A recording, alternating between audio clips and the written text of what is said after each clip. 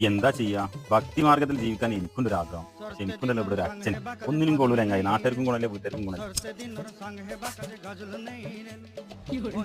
Hello അച്ഛനെ, ഈ ബ്രഹ്മ മുഹൂർത്തത്തിൽ പത്മാസനത്തിൽ ഇരുന്നിട്ട് അച്ഛൻ സമാധിയായിട്ട് എന്താണത്?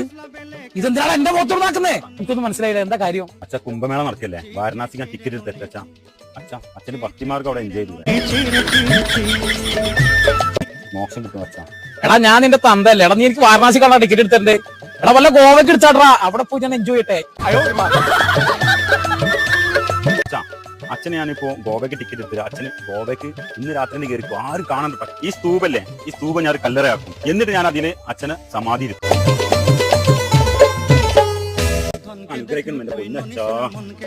എണീറ്റ് പോടാ കഴിവേറി. എന്താ ചെയ്യാ, ഭക്തി മാർഗത്തിൽ ജീവിക്കാൻ എനിക്കൊണ്ടൊരു ആഗ്രഹം. പക്ഷെ എനിക്കുണ്ടല്ലോ ഇവിടെ ഒരു അച്ഛൻ.